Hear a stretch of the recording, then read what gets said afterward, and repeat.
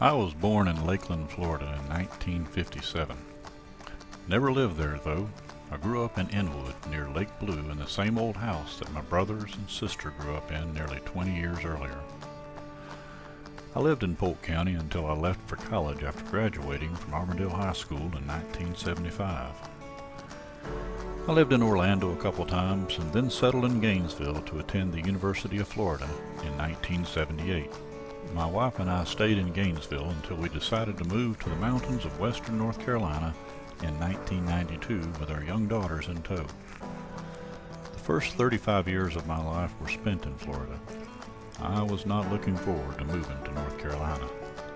I didn't like cold weather, and I did like flat ground. The mountains had never really been in my sights. I thought I did want to move to the mountains right after high school. I attended Western Carolina University for 1 quarter. One cold, snowy, icy quarter, having to trudge up and down hills and mountains. The novelty wore off quickly, and I headed back for the comforts and warmth of home. Growing up, I spent a lot of time in the woods and swamps of Central Florida. I enjoyed hunting, fishing, and frog gigging. I loved to hike, go swimming and skiing, basically anything outdoors. That was my comfort zone. It didn't matter if it was in the daylight of the Sunshine State or the dark of night in the middle of green swamp. I was at home. I didn't fully realize the beauty of my surroundings until I left for the mountains. You see, the environment changed drastically for me. There were new trees, shrubs, and different animals. I soon realized I was no longer in my comfort zone. Oh, it was beautiful up there. Bubbling creeks, big rivers, majestic mountains, waterfalls of every shape and size, and for a change of seasons. The only color change I was accustomed to seeing in Central Florida were the ever-changing greens, reds, and yellows of traffic lights as our post-Disney era brought more and more people to our communities. Contrast that with standing high on a rock outcropping and gazing out over the mountains in their full fall adornment. It was as if God just fluffed out a huge multicolored tapestry quilt and gently let it fall over the mountains. But each time we made the trip back to Florida to visit family, I'd get excited when I started seeing huge stands of longleaf pine trees and their huge pine cones, scrubby old sand pines, and stands of wild rosemary.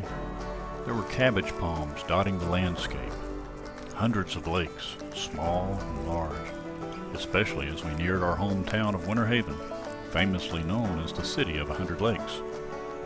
I would see pastures full of cattle, swamps filled with cypress trees, sawtooth palmettos, spreading live oaks.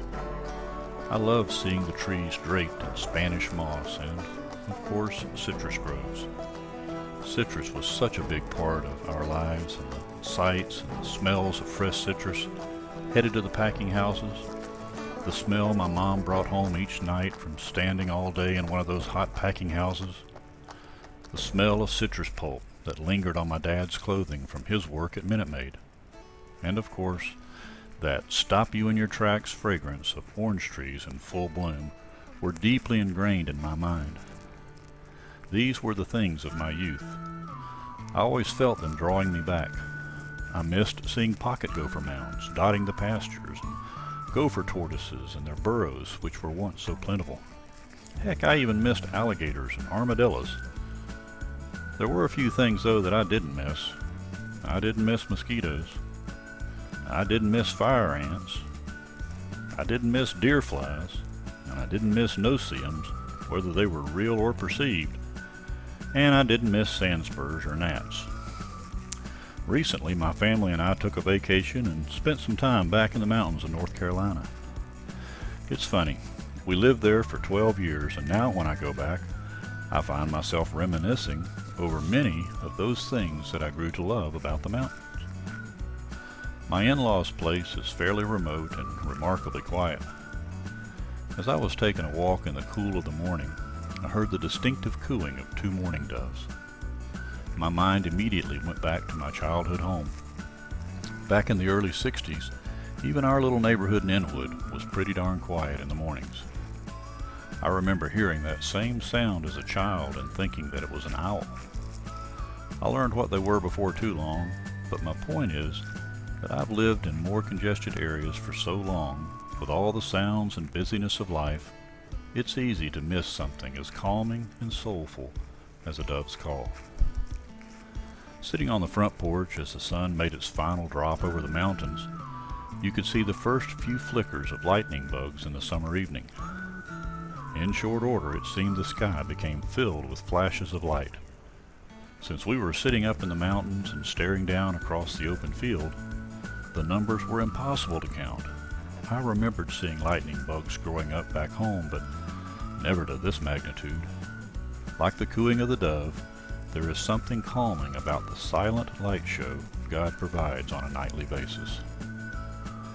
Many people never get a chance to spend time in a truly remote area on a cloudless and moonless night. In the neighborhood around our house in Inwood in the 60s, there were no streetlights. After dark, there were very few cars. I remember lying in the yard or on my old trampoline and marveling at the number of stars. But all that changed over time as more and more lights came into the neighborhood. Now most of us live in more urban areas where the intrusion of man-made lights greatly diminishes our ability to see the magnitude of the stars. Walking from the front porch to the front yard and spending a little time gazing toward the heavens is an awe-inspiring event. You wonder, where did all these stars come from? You can actually see the Milky Way. Of course, you soon realize that they were there all along. They were simply hidden from our sight. We couldn't see them because of our living in areas that are more and more crowded. Lights are everywhere. Gazing up at those stars reminds me of the nature of God and of our nature. God never leaves us. He's always present. But we get busy, we fret and worry, we fear the darkness around us, sensing the need to always be near the perceived safety of lights. We take our eyes off God and feel that He's left. But it's often in our darkest of moments that we can truly sense His presence. Like the stars, He is there. He hasn't moved. We have. We are reminded more than once in Scriptures to seek and you will find. I hope you're seeking Him. Blessings.